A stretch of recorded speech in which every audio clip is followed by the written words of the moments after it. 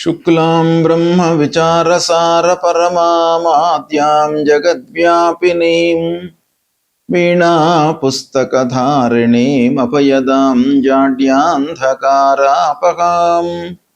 हस्ते स्फाटिकमालिकां विदधतीं पद्मासने संस्थितां वन्दे तां परमेश्वरीं भगवतीं बुद्धिप्रदां शारदां। श्री महागणाधिपतये नमः। श्री महासरस्वत्यै नमः। శ్రీ గురుభ్యో నమః. దేవగురువు అయినటువంటి బృహస్పతి 2 జూన్ 2026 రోజున ఉచ్చస్థానమైనటువంటి కర్కాటక రాశిలోకి ప్రవేశించడం జరిగింది. 31 అక్టోబర్ 2026 వరకు కర్కాటక రాశిలో సంచరిస్తున్నాడు. తదనంతరం అతిచార రీత్యా సింహరాశిలోకి ప్రవేశించి 24 జనవరి 2027 వరకు సింహరాశిలో ఉంటూ తదనంతరం మళ్ళీ వక్రరీత్యా కర్కాటక రాశిలోకి వస్తున్నాడు. అది 26 జూన్ 2027 వరకు మళ్ళీ కర్కాటక రాశిలో ఉంటున్నాడు. ఈ విధంగా ఉచ్చస్థుడైనటువంటి ఆ గురువు యొక్క సంచారము ఈ విధంగా ఉంది ఈ సంవత్సరం. అయితే గురువు సాధారణంగా ఉచ్చ స్థానంలో సంచరిస్తున్నటువంటి సమయంలో అందరికీ కూడాను ఒక శుభ ఫలితాలను ఇవ్వాలి అనేటువంటి ఒక దృక్పథంలో కోణంలో ఉంటాడు. అందరినీ కూడాను ఆదుకోవడానికి, అందరికీ మంచి చేయడానికి, అందరి మనస్సు లోపల కూడాను ధార్మికమైనటువంటి కార్యాలు చేసేటువంటి ఒక తత్వాన్ని డెవలప్ చేసే సంచారం అన్నమాట ఇది. అయితే ఇందులో కూడాను అందరికీ ఒకే రకమైనటువంటి ఫలితాలు ఉంటాయా అని అంటే ఉండవు. సాధారణంగా మనం గోచార ఫలితాలు చెప్పేటప్పుడు మొత్తం జాతకులను అందరినీ కూడాను 12 విభాగాలుగా విభజించి, అంటే మేషరాశి మొదలుకొని మీనరాశి వరకు 12 రాసులుగా విభజించి ఈ మొదటి వర్గంలో ఉన్నటువంటి వాళ్లకు గ్రహస్థితి ఎలా ఉంది ప్రస్తుతం, తదనుగుణంగా ఫలితాలు ఎలా ఉంటాయి అనేటువంటి ఒక దృక్పథంతో మనం ఫలితాలను చెప్తూ ఉంటాం. అయితే వ్యక్తిగత జాతకాన్ని కూడాను దీనికి క్రోడీకరించి అన్వయించి మనం చూసుకున్నట్టయితే ఇంకా మంచి ఫలితాలు, వాస్తవానికి దగ్గరగా ఉండేటువంటి ఫలితాలు రావడానికి అవకాశాలు ఎక్కువగా ఉంటాయి. అంటే ఈ గోచార రీత్యా సంచరిస్తున్నటువంటి స్థానాలతో పాటుగా మిత్రస్థానంలో సంచరిస్తున్నాడా, రాస్యాధిపతికి మిత్రుడైనాడా, శత్రువు అయినాడా, సముడైనాడా, ఇలాంటివి కూడాను మనము విశ్లేషించి తర్వాత జనన సమయం లోపల వ్యక్తిగత జాతకంలో అష్టక వరకు ఎలా ఉంది ఈ సమయంలో, అంటే పుట్టినప్పుడు గురువు ఈ కర్కాటక రాశిలోకి వచ్చినప్పుడు ఎలాంటి అష్టక వరకు ఫలితాలు ఉన్నాయి, పాయింట్స్తో ఉన్నాడు అనేటువంటిది కూడాను మనకి ఇక్కడ డామినేట్ చేస్తుంది ఫలితాల పైన. అంతేకాకుండా వేద గోచారము, ఈ గురువు సంచరిస్తూ ఉన్నప్పుడు మిగతా గ్రహాల యొక్క సంచారము, వాటి యొక్క ప్రభావము ఎలా ఉంది ఈ గురువు పైన అనేటువంటిది కూడాను ఉంటుంది. ఎన్నో విషయాలను, ఎన్నో ఫ్యాక్టర్స్ను మనం లెక్కలోకి తీసుకోవాల్సి వస్తుంది. కాబట్టి సూక్ష్మంగా మనం ఫలితాలను చెప్పాలి అని అంటే వ్యక్తిగత జాతకాన్ని కూడాను మనము లెక్కలోకి తీసుకోవాల్సి వస్తుంది. ఈ గోచార ఫలితాలు అనేటువంటివి జాతకుడు జన్మించినటువంటి సమయంలో చంద్రుడు ఉన్నటువంటి రాశి ఆధారంగా చెప్పేటువంటి ఫలితాలు.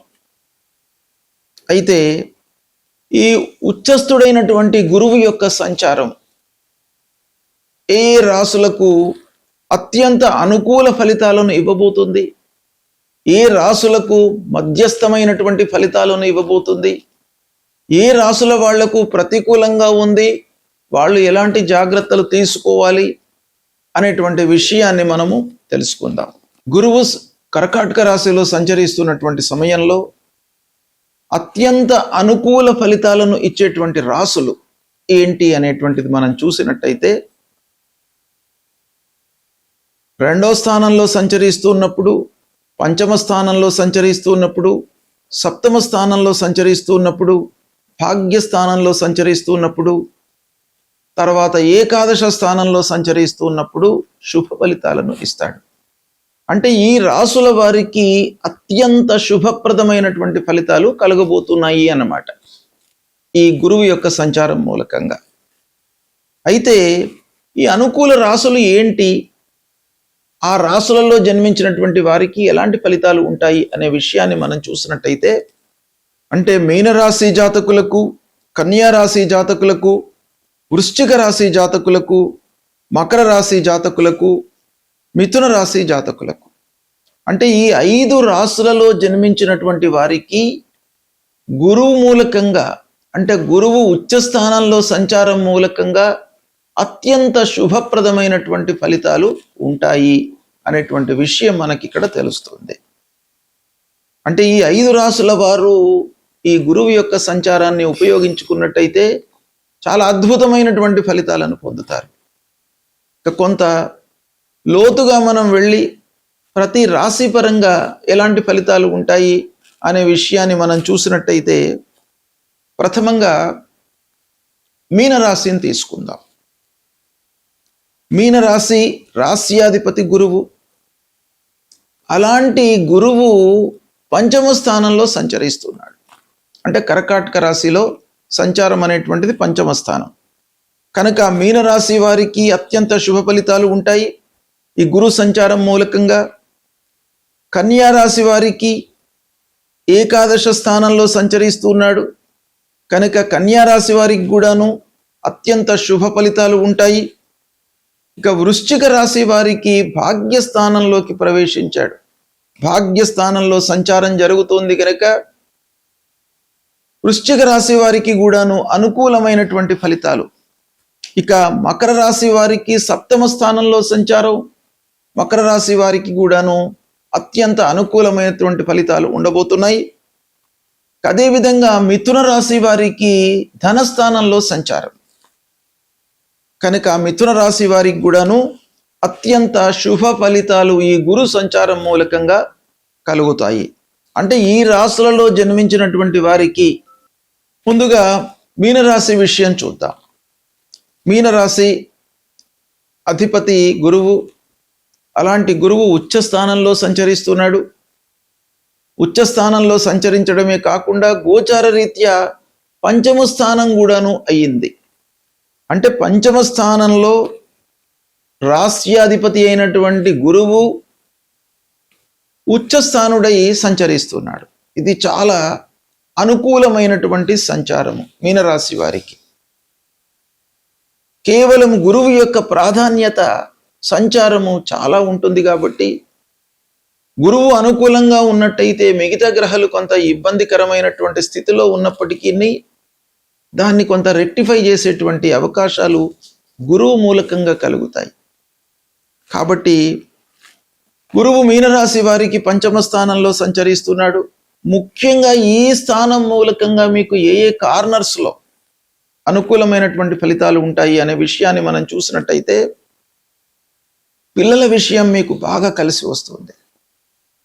అంటే సంతానం లేనటువంటి వాళ్ళు, సంతానం కొరకై ప్రయత్నం చేస్తున్నటువంటి వాళ్ళు, చాలా రోజుల నుంచి ప్లానింగ్లో ఉండి ఇబ్బందులను ఎదుర్కొంటున్నటువంటి వాళ్లకు ఈ పంచమ స్థానంలో గురువు రావడం మూలకంగా సంతాన యోగం కనబడుతోంది. ఒక శుభవార్త వింటారు, మంచి జరుగుతుంది.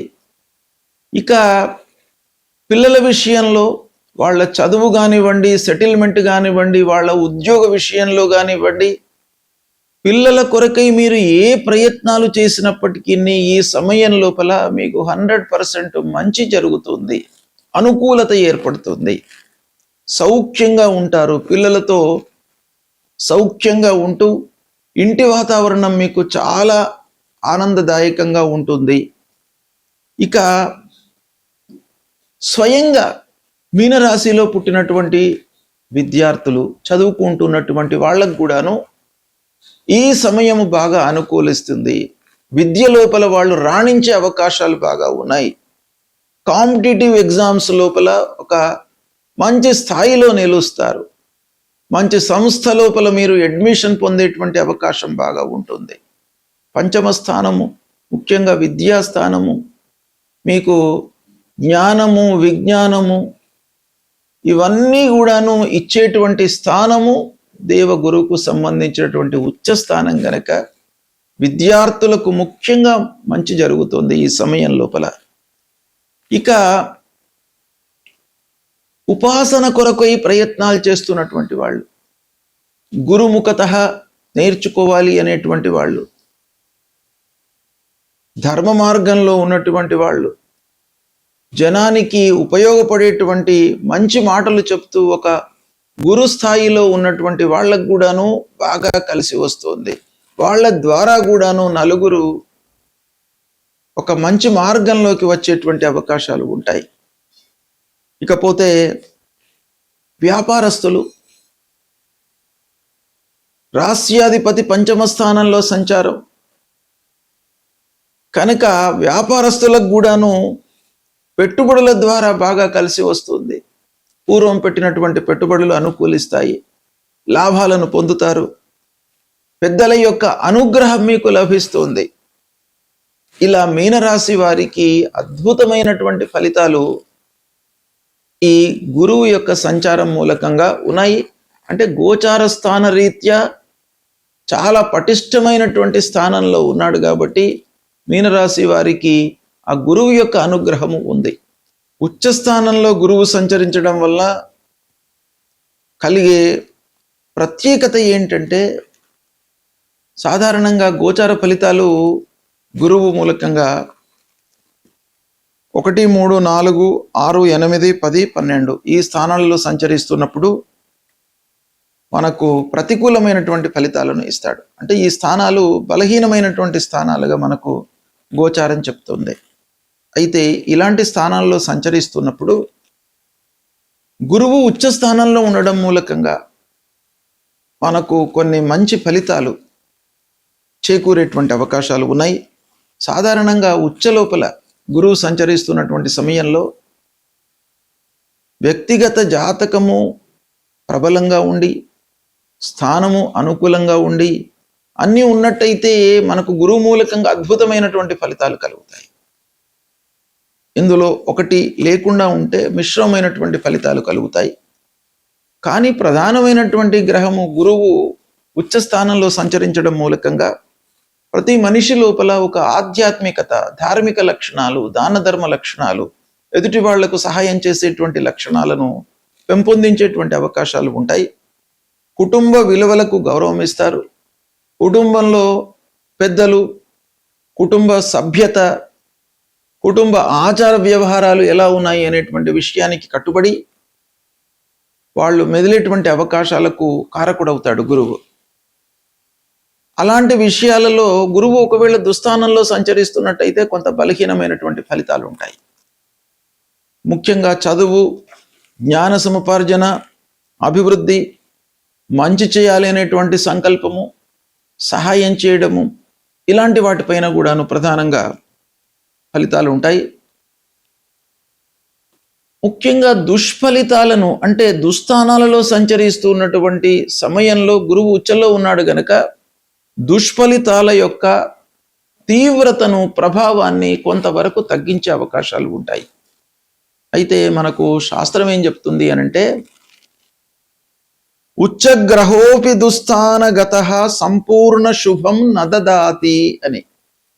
అంటే ఉచ్చస్థుడై సంచరిస్తున్నప్పటికీ దుస్థానంలో సంచరిస్తున్నట్టయితే శుభ ఫలితము ఎంత ఇవ్వాలనో అంత ఇవ్వకుండా కొంత మనకు తగ్గుముఖంగా, అంటే తగ్గించినటువంటి ఫలితాలు మనకు ఇచ్చే అవకాశాలు ఉంటాయి.